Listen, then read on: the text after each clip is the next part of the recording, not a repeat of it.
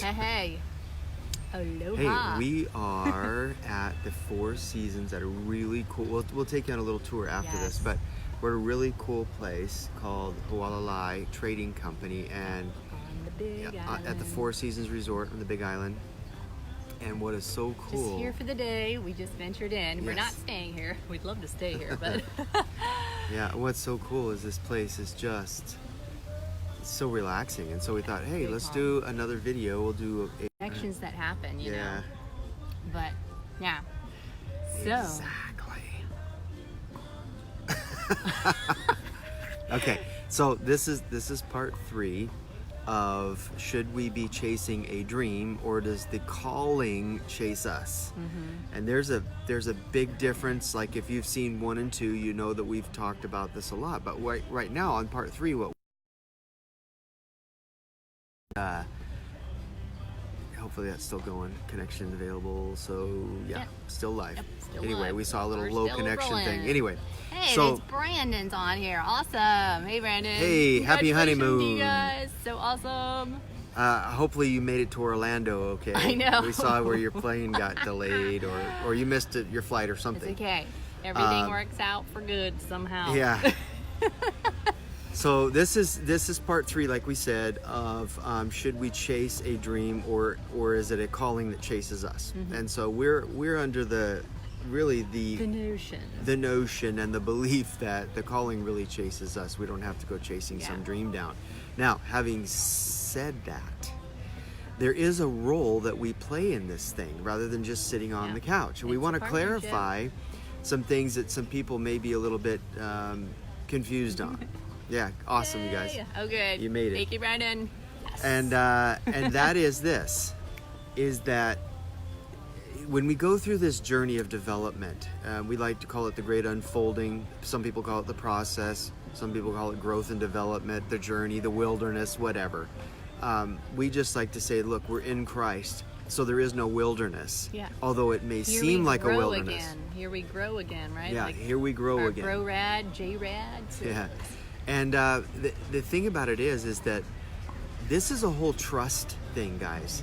That's what it boils down to, is trusting love enough when we haven't had a trust and love in the phileo sense, in the human sense, where it's been broken a lot. Whether you've had a dad or a mom that broke that whole trust and love thing. Yeah. Or you're taught to be independent. Yeah, taught to be Growing independent. Up, it's a big thing too. It's just not that way with God. Abandoned.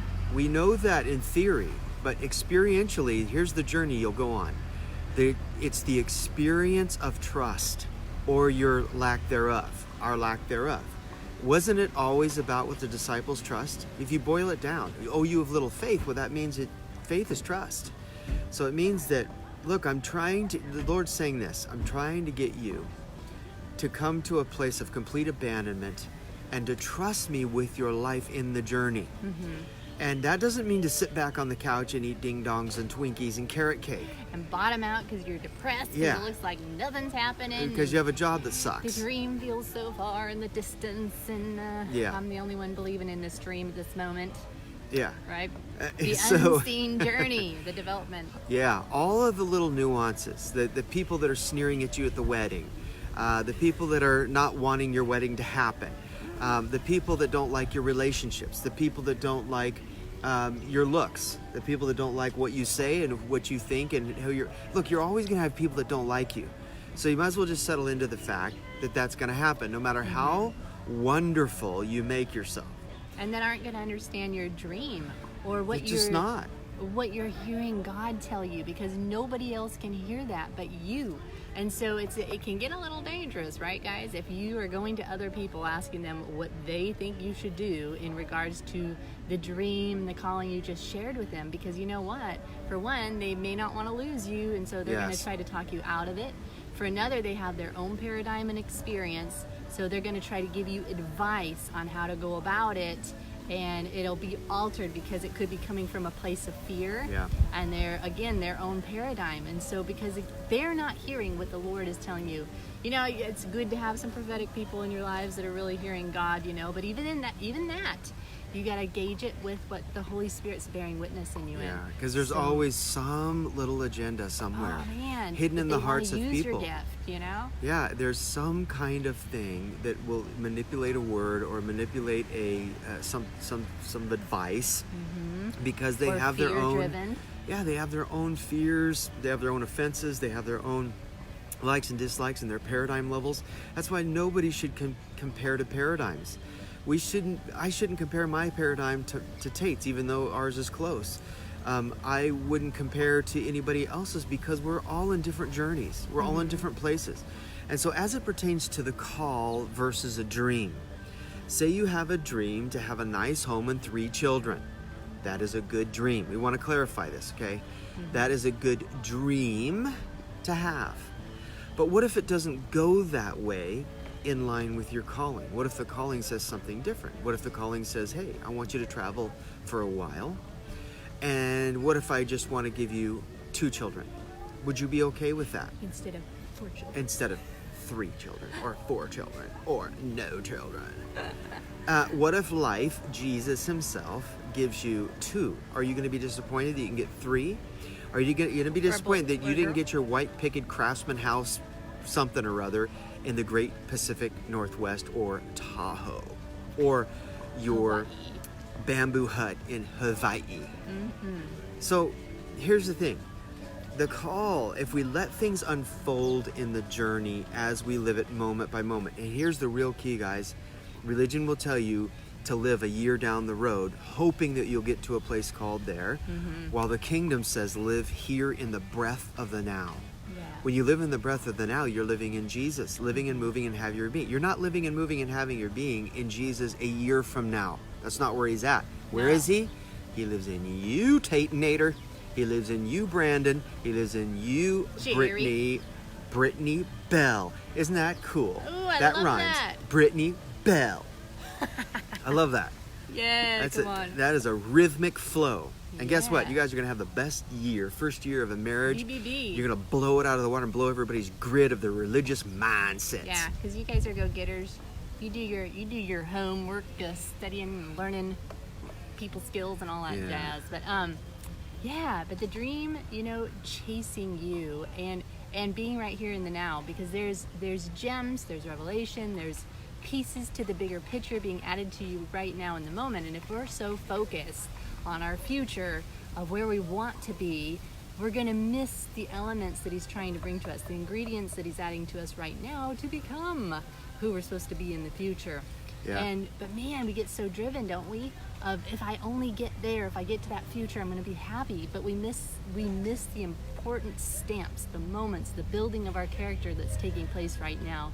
And you'll be able to enjoy that a little bit more, right? If you're communing with the Lord and talking it out, because that's really his heart in the matter, is the unfolding of relationship in this process.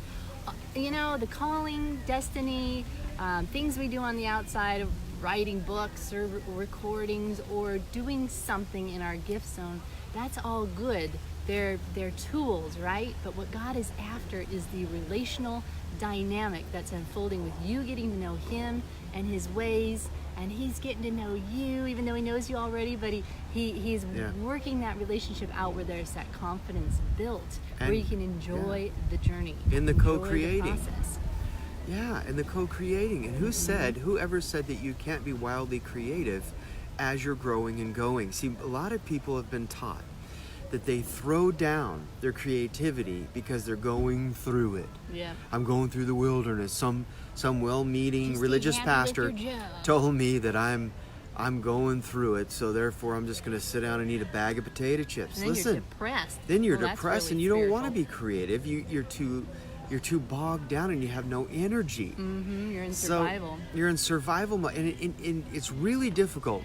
Tatenator knows this. It's really difficult to be creative when you're in survival mindsets. Yeah. See, God never designed us to be in fight or flight. That was what religion put on us, and that's what we put on ourselves in our fallen mindsets. In our cage.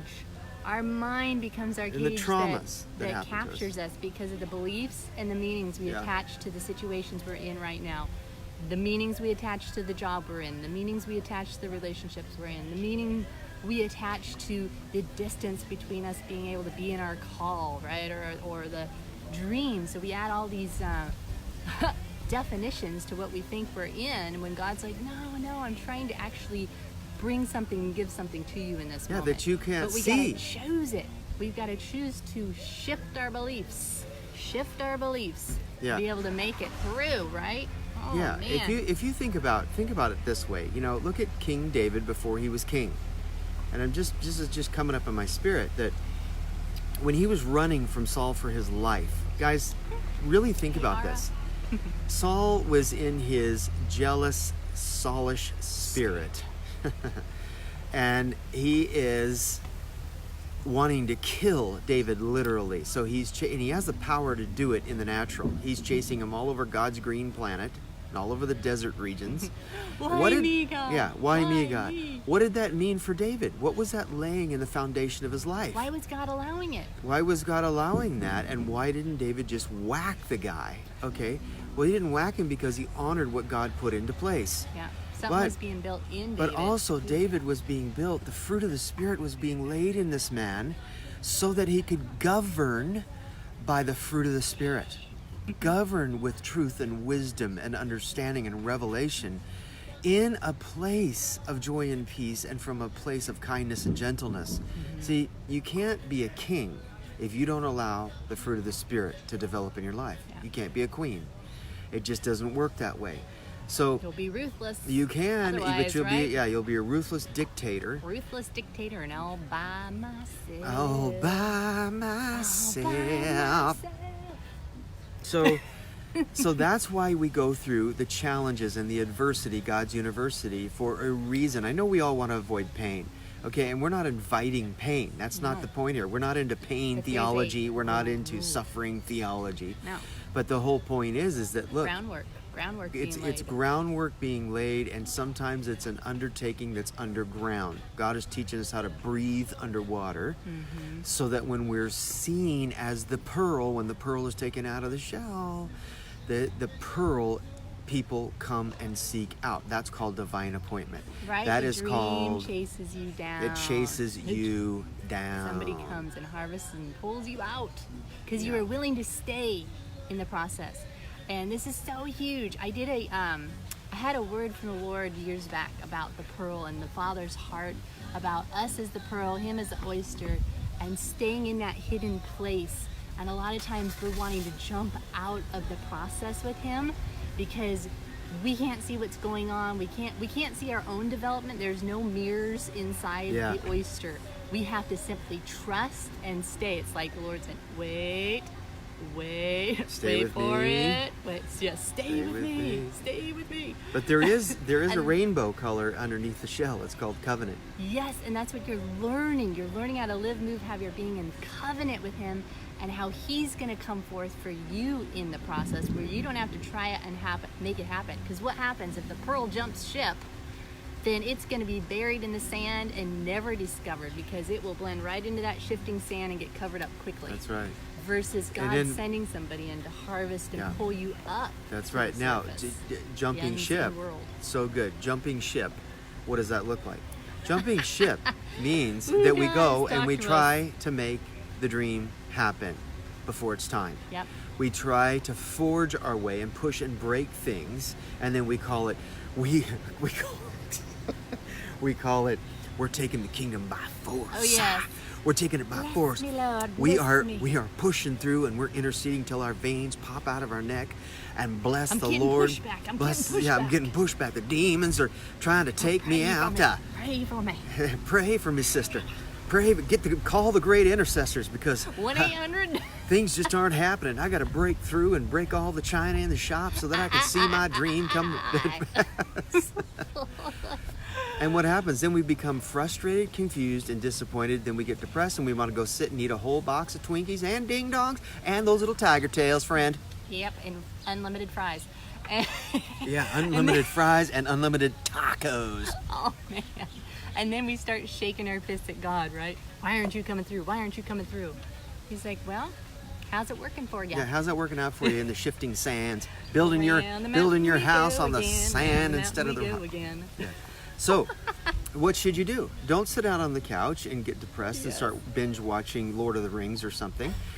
Listen, Star Wars to take. Why? Because we know that what we're doing right now as regional property managers in, beautiful place like Hawaii, but you don't understand what we have to deal with behind the scenes. The centipedes but that's another we had point. to kill this morning in our room. Hello. And the centipede mentalities. But anyway, so we know what that's doing. See, we are actually pastoring people because we go into communities and we turn them around. There's 30 plus employees in some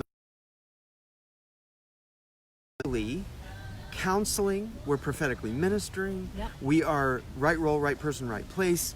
We're shifting things around as like an apostolic anointing would. So we understand that. We understand that their giftings are coming and being utilized as well as what we're doing right here. And we're helping forge entrepreneurial ideas for those that can't quite cut it in property management. So we help them shift. So see the difference? If you just look deeper at where you're at right now, look, if you're in a job that is literally taking you away from your children, taking you away from your husband or your wife, taking you away from your time with the Lord, taking you and it's rigid. There's no grace and it on it. Yeah, it feels like you're trudging through cement every day and you're getting angry and bitter. Ooh, taking it out on them. Then listen, if you're in a Western nation, it's called one foot in front of the other as you're led by peace. Bye-bye.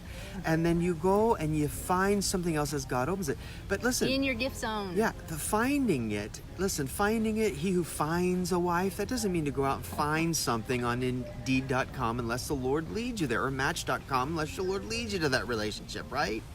What it means is, most of the time, whenever I've had a God opportunity, and same with Amy, it has overtaken us for a job. So somebody will call out of the blue, and it was something that we didn't even apply for, or didn't even, applied a while ago, or you applied a long time and you sudden, forgot about it. Yeah, some of them haven't even applied for them. It was just they caught wind of who I was, from somebody else. Yep. Anyways, so the whole point is, guys, is we don't remain depressed and doing nothing. No. In fact, we're more creative in these times when you don't see anything, quote, happening, when it really is happening underneath. It's the testing, right, of if you're going to believe in it or not. When nobody else is watching, you don't have the support you want to have, right? But you do it anyway. You just keep forging ahead because it's a test if you're going to really believe in it, because the more you believe in it, the more people will believe in it. And that's a side bonus, of course, but it's us choosing to steward what he's given us regardless of what we're in, regardless if we're having to work jobs right now or whatnot. It's all a paradigm and a perspective. Yeah, ask us questions, J-Rod. Yeah, okay. So what's the difference between procrastinating and resting? Right. That's a good question. Okay, so resting is active. Resting, we're not talking about resting just to sit down and rest your bones, rest your body. That's good. Okay, you take a day to do that. Like if you worked out real hard 6 days a week and your muscles are sore and you're tired, you take a physical rest. Rest of soul and rest of mind is active. What that means is advancing from a state of rest, because you're resting in the heavenlies with him. You're seated with him. You're being led, and that's effortless. That's the end of effort. See, when it overtakes us, when the relationship, when the opportunity, when the divine appointment overtakes us, that's when it's effortless and it's on him.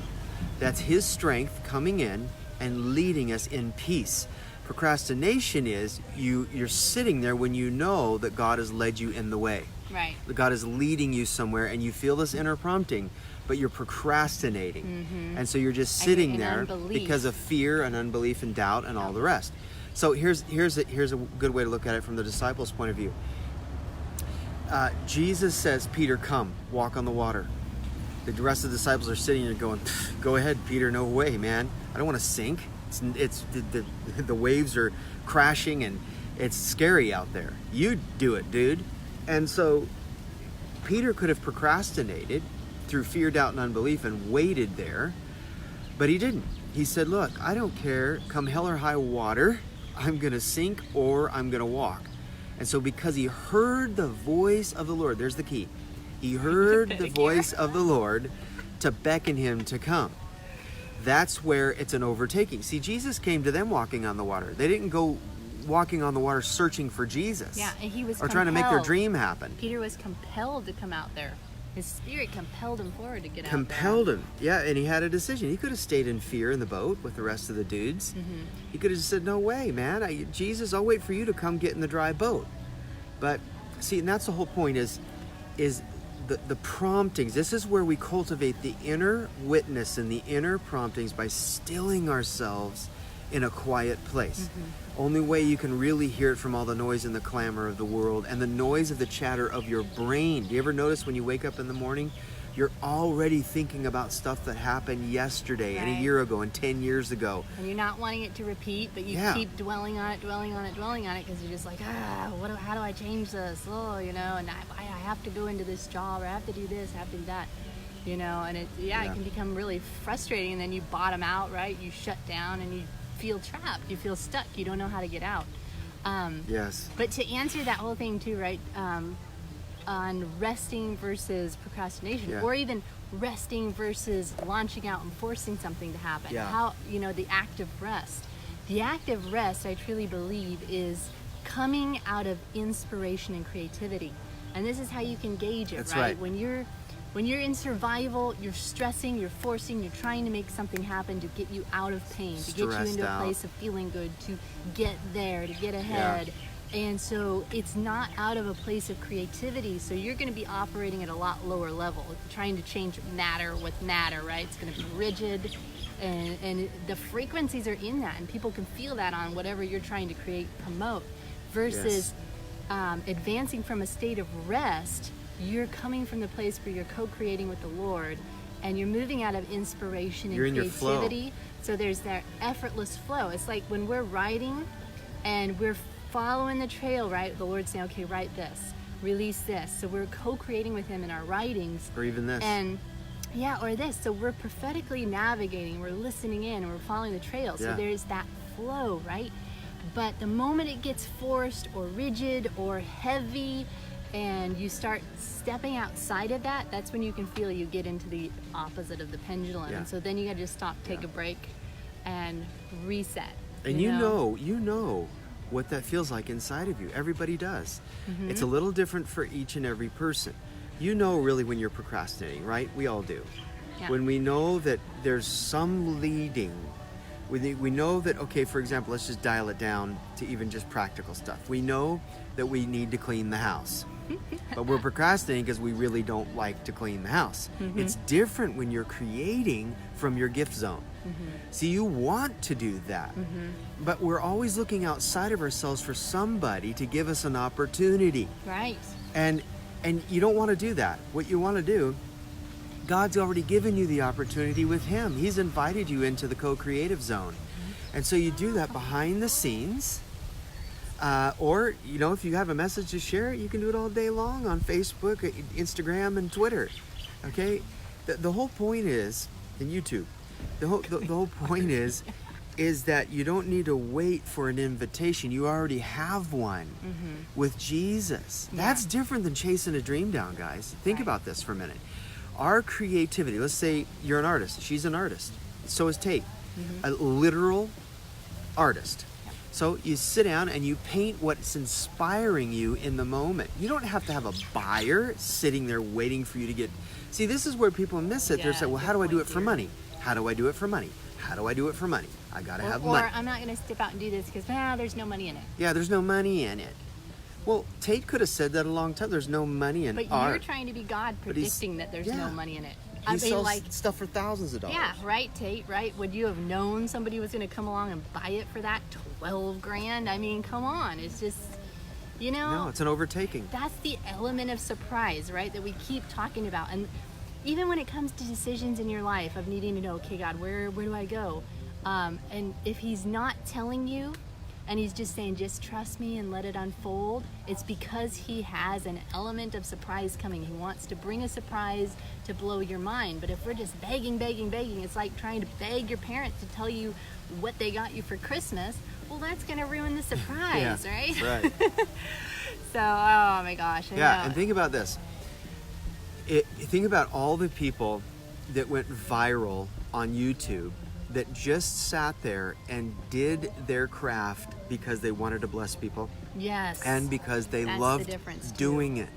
They didn't, the ones that are really genuine, you can tell the difference when somebody's trying to be seen versus somebody's in their love specialty out of service.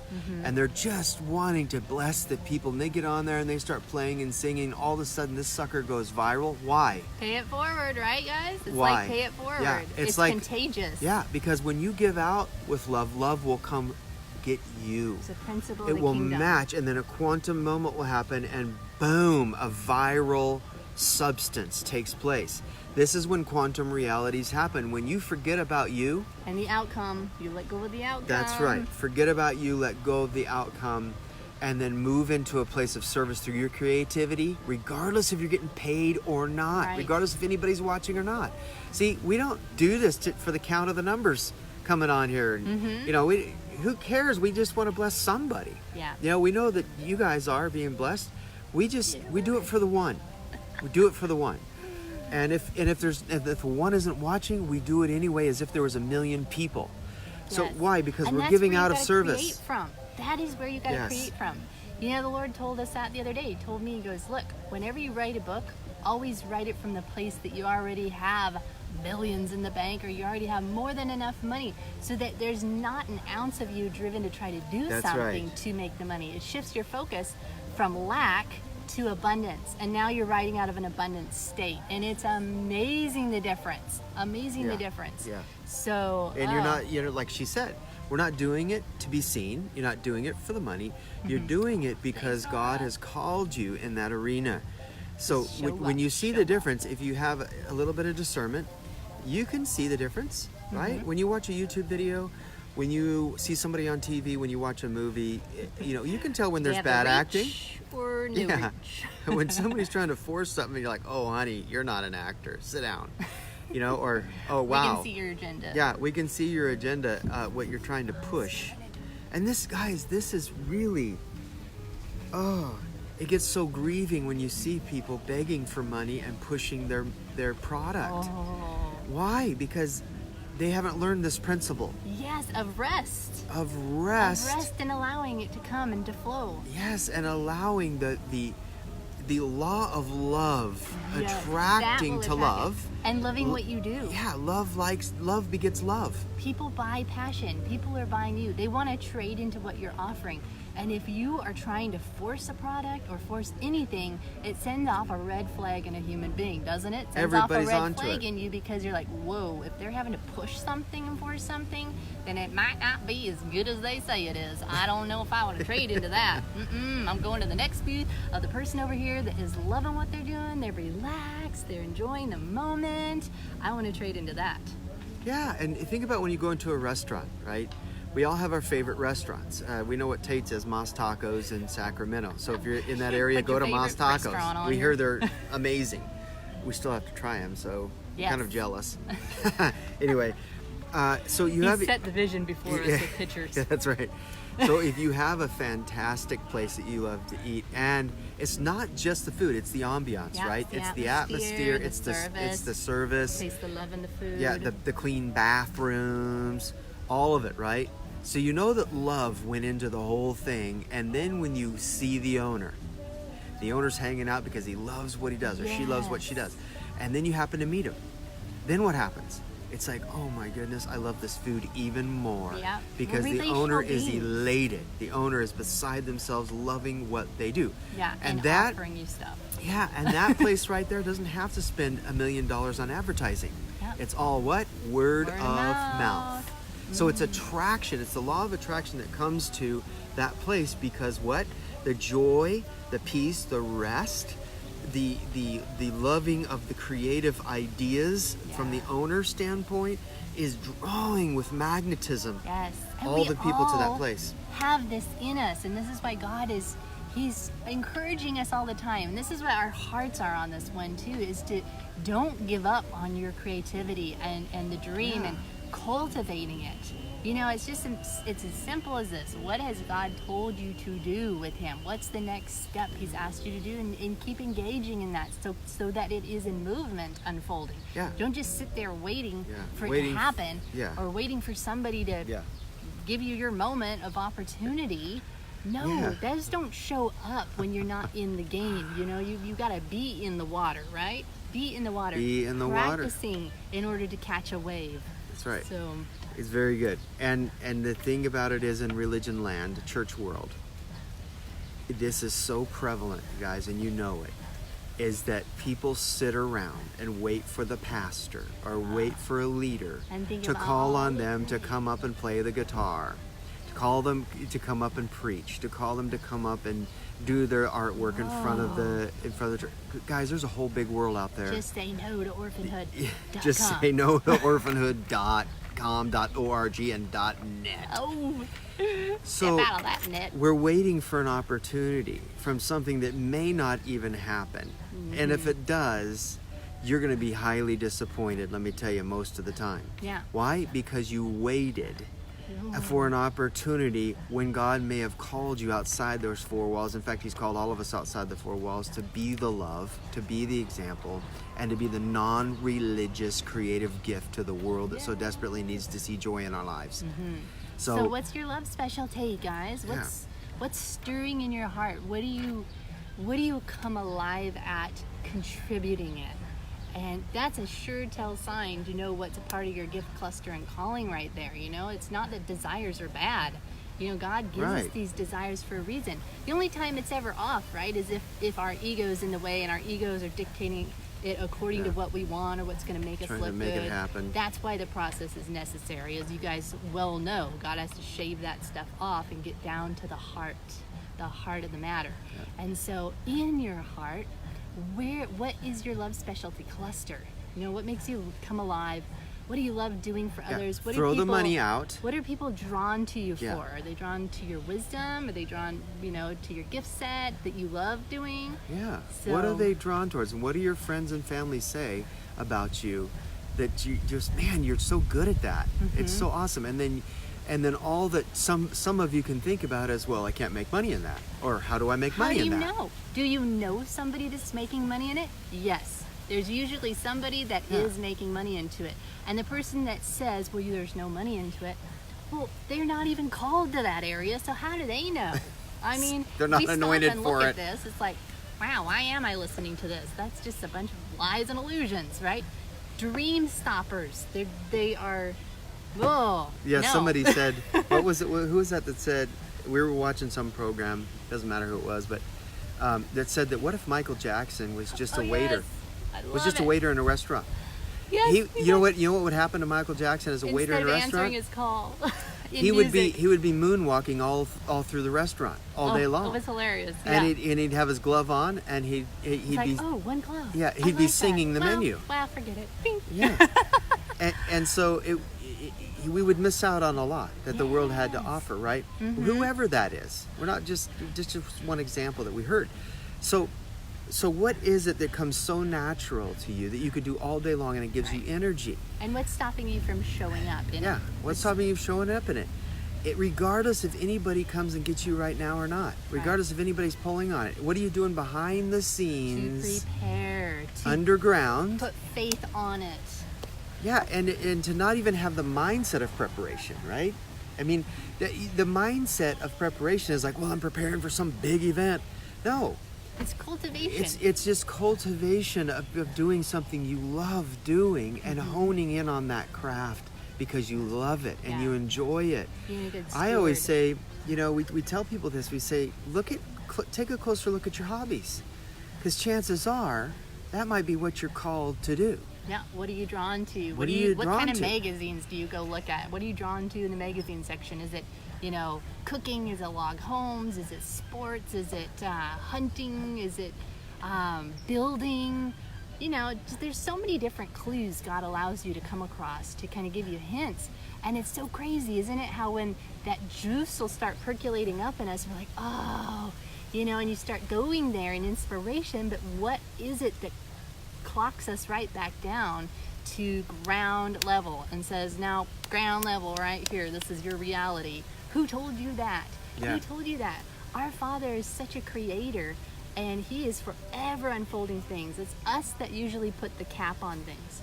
And some of us, when it comes to, like you were asking, J-Rad, about procrastination, I think sometimes we procrastinate is because it's the fear of failure, right? It's the fear of looking bad. It's fear of success. Big one. Will I be able to handle success? What if I can't? So then that's failure again. So the ego, it's not good enough, the ego is stopping us with the fear of failure. But when you enter into the love specialties, co-creating out of contribution, and you're doing it for others, you totally bypass that thing of the fear of failure, because the focus isn't on you anymore. And the focus is on, how can I contribute? How can I sow my gifts and help people in this area? Just in simplicity and common sense. Yeah. And we know somebody, we're not going to give any names, but we know somebody that's a friend of ours. And good. We know somebody that's a friend of ours that has said, what we know this about them is that they have these epic, we're talking epic movie dreams that are full-blown motion picture movies that could be incredible, like Chronicles of the Narnia, Lord of the Rings kind of stuff that is just mind-blowing. And she gets these things all the time, and we have to continually shed some light and say, have you written these down? There's a book in there. And then the Lord showed her that there's the fear of failure. Yeah, right? that there was 3 to 5 books in these, and motion pictures, literally. Oh, it's so mind-blowing. we haven't even heard of anybody else with this kind of detailed and stuff. She thinks everybody else can see this stuff that she sees. That everybody else dreams this way, and we're like, are you kidding? But she No. doesn't believe in herself to the point to where she's getting there. Right. She's getting there, and God's helping her. But the point is that fear. if you have a gift, look, if nobody else believes in you, we do. Yes, you guys, we're cheering We will you champion on. you. That's why We we're will be your here. biggest cheerleaders, and we will believe in you. I don't care what it is. We know the pain. Because we understand the full-blown pain. We understand it. But also, when we see a gift in somebody, when we see the call in somebody, we can't help it. We're compelled to champion that person and say, hey, how can we come alongside and help? And that's how can we be there for you? That's part of our love specialty. That's part of our love specialty to the planet. And then just recently, the Lord said, look, I am for humanity. Get outside the 4 walls. I am for humanity. I died for all of mankind. Because they all came from him. We all came from him. So how can we really do this separation thing, right? It's like, the things we've learned in secular religion. and sacred, that kind of thing. No, we're all one. Some people just don't know it yet. Some people are just on a different spot on the journey, but that's not stopping God from chasing them down every day through loves, through signs, through people coming in their paths. His love is, it's mind-blowing. So, So, Jared, you were talking about, so where does it come in with the gauging hard work, right? I know it's up there on the thread here. Let me just double check again what you said there. Hold on, guys. Yeah. Right then where does hard work come in versus ego, hard-headed stupidity? Exactly. Okay. Let's dissect this whole hard work thing. There is no such thing as hard work when you're in your effortless flow. And let's break that down for a minute. I know it's part of our language, and we're learning to change our language. We all are. So are Amy and I. Whenever we say, man, I had a hard day's work, or man, I'm busting my tail working hard, usually that comes from a soul that has been used to sweat and toil. And it's part of your language. Doesn't mean that you're in that now. And a generational Some thing. people still are, but it's a generational thing. Like, son, Daddy said it. Yeah, Daddy said it. You better bust your backside and work straps. hard, because if you don't have blisters on your hands, you haven't worked hard. Yeah, let me see this. Hard work. See, that language to me now, when I hear hard, I'm just like, it's like fingernails on a chalkboard. Why? Because as you change and grow, you start losing that language, and you start adopting things like, wow, this is effortless. Smarter, not harder. See, it's only hard when you're not in your effortless flow. Yes. And when you're creative in your effortless flow, J-Rad, you produce even more, and you, quote, work even longer. And you lose track of time, right? You lose track of time. And so you want to talk about the hard work. Well, you lose track because you're so elated with it, and you're loving, you're consumed by the passion of the creativity, and so it's not hard. Yeah. So like with Tate, right? Tate's messaged us before, and it's hilarious. So he's painting, right? He's painting out at Lake Tahoe in his RV. See, guys, there's no excuse. He's in his RV painting these amazing paintings, right? But it's effortless for him. Yeah. And so he's out there painting, and then he goes, oh, hey, guys, now I'm going to go home, go back to my garage, and I'm going to do some more painting, you know? He's so excited. And I'm like, wow, you were just out at your RV painting for hours. Now you're going to go back to your garage and do some more painting. And this is late at night. See, so he's in his gift flow. He's in that juice flow and creating, and it's producing wealth for him. So that's the difference. It's not like it's hard work. Yeah, you have to be active. You got to activate yourself, but that's right. Still, see, it compels you when you get in the flow. Yeah. So there is no doubt that, okay, let's just take this for example. Say you have a calling to business, and your calling is to, and I say this a lot because there's a lot of work involved in starting a restaurant. Okay. Mm-hmm. So it depends on how you look at it, where your paradigm is. Yeah. If you're really called to starting some kind of wonderful restaurant with a particular food item, and you're known for that food item and people just love it, they're drooling every time they see it and taste it, and all you can think about is cooking, all you can think about is pots and pans and utensils and knives and spoons and forks and whatever. And all you can and all you can think about is that menu, creating wonderful, beautiful menu items and all that. So there's a difference between that, right? That's a calling, and it won't seem like work, even though because the grace will be there. Yeah, even though you're dealing with the vendors, and you're dealing with the people with the bad attitudes, and the chef that has the bipolar mentality, highs and lows, and all. We know, we've dealt with a lot of chefs, and I can tell you they're very creative people, so they got a lot of highs and lows. Moody. They're moody. Okay, so we get it. But the whole point is, if you're a business owner, you're a restaurant owner, even though those hard things are a part of that, it won't seem like work. Why? Because you're in your calling, you're in your flow, you're in your element. There's like so you're creating and producing there. Even more, even longer hours.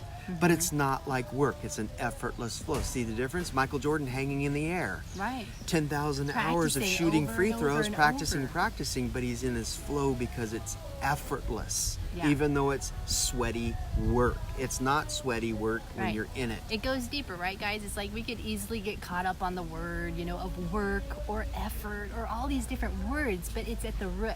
It's at the, the motives of the heart. Again, who's leading the dream? Are you leading this with your own ambitions and your ego, and I gotta make this happen, I'm gonna call all these people, work, and your mind's going. And then you're dreading it at the end of the day. Oh my gosh, I have to do this again. Versus contribution. Versus I get to do this. Yeah, entering into who you are, the essence, expanding into who you are. It's just completely different.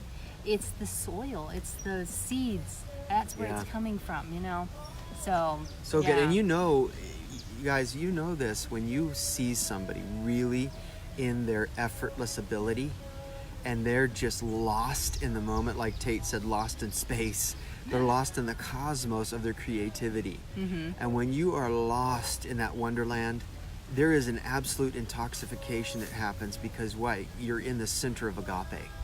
You are in the center of an unconditional, effortless flow when you're in your zone. And it's limitless, right? You can just keep going and creating and expanding. Yeah, all day long, and you're not tired. Yeah, you're not. And there's another thing. Remember, we talked about this a lot. When you're in your zone, in your effortless flow, the energy is added to you. Yeah, it's amazing. When you're not, you get sucked of energy and you're drained all the time, and you're like, oh my gosh, I got to get up and go to work again. I can't stand this. I want to quit. I want to quit. Every 5 minutes. Sucking your energy too, because whatever you look at, right, whatever you focus on, you give energy to. And so then it becomes a test of positive or negative energy, and why we get so drained on our jobs. And it's like, but what do we do, right? What do you do in the transition of this, right? When you're having to work a job and you're wanting to start pursuing your dreams and your callings, your gift clusters, your love specialties, and to maintain that stability mentally, right? Without shutting down, getting depressed. Oh, it's never going to happen. And this is where God uses this, which is amazing, where it's that buffeting, so to speak, to where you have to choose in that moment to have the right mindset developed in you. He uses almost this buffeting, you know, if you have to stay in that job and he's called you to stay in that job. And you know it. Then, or you have to for a certain amount of time or whatever, according to your choice, how long you want to be there. Wherever your faith level is. Right? But to make it through there's a paradigm shift going on in your mind of, okay, what can I contribute to this company right now that's not going to zap me? What is being added to me in this What's moment? being added to me? Instead of what is being taken from me. Yes. My dream is being taken from me. I have to work these 8 hours. I only want to give 20% to. And those are real statistics too. Yeah, what did 20%. they say? 75% of people are dissatisfied with their jobs. It's going higher all the time. Yeah, going higher all the time. And so, and a lot of it's relational issues on the scene, right? Bosses and managers and, you know, people you have to work with bringing their junk and you're having to deal with it. But and then they're grace growers meant to make you better while you're in it. Yeah. So until you feel the Lord lead you out. Again, this whole thing's relational, isn't it? Yeah, We'll wear ourselves out trying to figure out what it all means. That's why he says to live in the moment. To live relational. in the moment, step by step, Be the led. great unfolding. And here's the thing too, is for those that like their job. What about those that like their job and they get comfortable? Oh. See, there's always more. There's always an expansion of who you are. And I know that people love to say this. They love to say, I'm going to put 30 years in so I can retire and do what I really want to do. Really? You don't know what's going to happen 30 years from now, and neither do I. Yeah. You think you're in control. You think you're in control, and you think you're going to have a nice little nest egg when you retire. What if the rug gets taken out from underneath you because God says, I want calling now? I'm giving you a divine appointment, and I'm overtaking you with something I need to have happen now. But you're going to wait 30 years? You're going to tell God no for 30 years? Come on, dude. Let's get real. And some of y'all that will listen to this, I don't know if they're on now. I can't tell that. But some of y'all that are going to listen to this on YouTube down the road. That's right. That are pastors. Okay, you're in leadership in the four walls of the church, and you're miserable. You're absolutely miserable, but you're too afraid because you can't go to your peers for what you'll look like to your congregation, what you'll look like to the people around you, the fear of failure, the fear of looking bad, the fear of this, the fear of that, the fear of this, the fear of that. Man, and faith of fear. Faith and fear. F-I-F. Religion of fear. You're fiffing out, baby. You're fiffing out. Faith and fear. So what's happening? Double-minded. Yeah. All your ways. Oh. You know what? Do yourself and everybody else a favor before this thing really goes sideways. Yes. Get real honest and say, this isn't working anymore. Grace Enjoy what you've done. Enjoy the all of the wins and the victories and all that. But it's time. It's time. It's time to make a change. The seasons. Gauge the seasons. Gauge it. Oh, Gauge man. it. You've got some entrepreneurial idea in your heart. That's God speaking to you. Yep. And he's got some amazing thing that's going to light you on fire again. But see, you went in there because you thought it was the highest spiritual order. It was just a thing to do. And you wanted to get along with Jesus and be hanging out with Jesus all the time. But then you found out people. No. Yeah, you get the idea. Yeah, I know. It's learning to gauge the seasons, and the crazy thing is, right, when you've been in your religious position for so long that you've got it on maintenance mode, you got it down, and people know it. You have been numbed out for so long, you don't even know how to gauge the seasons because you've been in denial for so long, so that's kind of become your norm. And all along, the Lord's like saying, come away with me. I want to reveal something new. Because a lot of you guys know that have been journeying with the Lord for a long time. He is forever moving forward, revelation after, glory to glory. He's always moving forward, expanding. He's not stagnant, and he doesn't want us to be stagnant. Or, the moment we master something, he has something new to reveal and show us. To always keep us flexible so we don't become stiff and maintain. Oh. Yeah, and we owe it. We owe it to not only ourselves, but everyone around us, especially to the Lord. We owe it to everyone that we have influence with, everyone, every life we touch, to be in the center of calling. Yes. Keep flowing Not what with we him. think is, not what obligation says, not what everybody else wants us to be. That's a big deal. You know, we were watching what was that? No, it was a documentary. It's a documentary of this woman that was a lawyer. And everybody wanted her to be a lawyer, and she went in there thinking it was going to be some major cashola and have her own practice. And her parents wanted her to, and she had a little bit of a like for law and all that. But she had a stronger desire for baking and food and cooking. Okay? Why do we do this to ourselves? Chocolate chips. Yeah. Why do we supersede the chocolate chip cookie making for a law degree if we ain't called? Yeah, if we're not exactly. What if you made the most fantastic chocolate chip cookie on the planet and it had people flew in for? Yeah, that people flew in. Look, if Elvis Presley can fly halfway across the world for a peanut butter and jelly sandwich, they can fly halfway across the planet for a chocolate chip cookie. Does anybody know what we're saying right now? But because you don't understand how this thing works with magnetic marketing in your love specialty, love attracts. You think, how in the world am I going to make enough money selling chocolate chip cookies versus having a law degree? But if a law degree is not your love, you're going to repel people. It's not going to work out, buddy. It's not going to work out, sister. And it didn't work out for her on the documentary. And so she ended up she had a passion for raw foods, right? And she's young. She starts developing this whole movement, really. First, she started making her own raw meals herself, bringing them to work. And a friend of hers said, "Oh man, I really got to change my diet. And do you think you could start cooking what you're making for yourself for me as well?" And she goes, "Yeah, I can." So it started, right, one step at a time. So she starts making her packaged raw foods for him, and then he starts word of mouth. So it starts taking off, and she's realizing how much juice there is on it. And her whole goal was to help people feel better about themselves and eat healthier, because she couldn't believe how her mind changed, everything changed in her body, and she felt alive. Because here she was just like, I'm dying here as a lawyer, my diet's horrific, all this kind of stuff. But in that shift, and now she is like crazy prospering. And here she is on this documentary now. And what did she say? She said something, you got to catch these little things that people say in these movies, right? Mm-hmm. She says, I get lost in my cooking, and everything else just starts forming and shaping around me. Mm-hmm. Let me give you a little marketing lesson. Marketing 101, Kingdom Marketing 101. Here it is. Get lost. Yes, it's good, Chris. Yeah.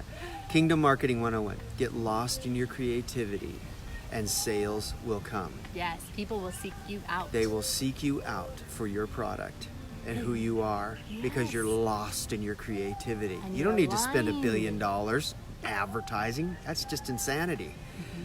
Get lost in your craft, and somebody will come and dig you out like the pearl that you are. Yeah, become That's rare, right? Just Make 101. yourself valuable, and look at your gift clusters. Your gift clusters. What can they solve, right, for humanity? What is a love specialty that you have that will express healing to humanity, that will solve a problem for humanity? Just these things, right? What is the Holy Spirit bringing up and inspiring you to do? Pay attention throughout the day of things that jump in your spirit to either create or help somebody, or it's a reoccurring thing that keeps coming to you, or people keep coming to you for. There's your sign. There's your sign. That's one of them. There's your sign and your wonder. Where's my straw hat? And people are wondering when you're going to show up fully. Yeah, exactly. Because that has to do with you. You got to choose it, right? Choose this day. And this works in evangelism too. You want evangelism 101. Here we go. Evangelistic marketing 101. We need to do a whole Get clip lost on this. in Jesus, and He'll send you the ones that are right. People will be attracted. You don't have to chase them. You don't have to repel them right? and make them want to throw up because you said some religious, stupid thing. People are drawn to flowers on a bush. Do you have flowers on your bush? Just saying. How's your fragrance check? Do you have fruit on your tree? People are drawn to the fruit on the tree, right? When it's time to pick the fruit, the people come. Yeah. So, but anyway, yeah, side note, we're going to have to do a whole one on that. But Yeah, we will. We're going to do a whole one on magnetic marketing, too. Yes. I'm going to actually write a book on it called Magnetic Marketing. Yeah. Because mag juice. Hey. It's something that's really, we need to take the repulsiveness out of the marketing that's happening out there right now, because poor peeps are just trying so hard to sell their stuff. It was so hard to sell my book, and just so hard. I have to work hard to pay the bills. I have to work hard. Quantum.com. Go Quantum. Let's get some oil of ease in our lives, friends. What's the oil of ease? You got to tap into it, is the thing. Hey, side note, do you guys know with an owl, get this, one with love, right? An owl, do you know that God put a supply of oil right in the back of it? So all it has to do is nuzzle its beak on it, and it has oil supplied right there to comb through its wing feathers. So it already comes fully self-sustaining, self-contained. And the Get point some is, oil on your nose. You guys come fully equipped, is the point. You just need to check in with the Lord and ask Him where that supply is within you. And it's going to start happening. You can fly. Right. So anyway. Well, we better wrap this up. Yep. Okay, We are wrapping her up. But please, if you just joined in, go back and watch the first 1 and 2, part 1, part 2. This is part 3. And I'm sure as we go, we'll continue on, because there's so much stuff to talk about. And this is one of our favorite things to talk about. Same with you guys, love I'm it. sure. We love talking about the journey and what it looks like on an everyday basis. But here's a recap. Basically, in a nutshell, get lost in your creativity, and God will come and dig you out at the times that it's needed, right? Yes. Another one is, on your days off, on your hours you have, choose it over wanting to just default into just like watching TV or something that's going to make you feel good. Yeah. Because you're going to end up having to face the desire again the next day. It'll keep calling to you. So that's right. And let go of the expectations. That's a huge one. Yes. I'm expecting God to do this because, after all, the prophetic. Did you know? Let me say something about this real quick. Bonus. Did you know that people are hanging on to prophetic words? Oh, this is going to sting. Somebody's going to sting, but that's okay. We've got some salve to come in and just rub it on and make you feel good. Some people are hanging on to the prophetic words from 20 years ago, and they're thinking that is an absolute that cannot change. They're thinking that, I'm putting my entire life on this one word right here. Can I just tell you that there's a lot of caveats around that? One of them being, consider the source it came from.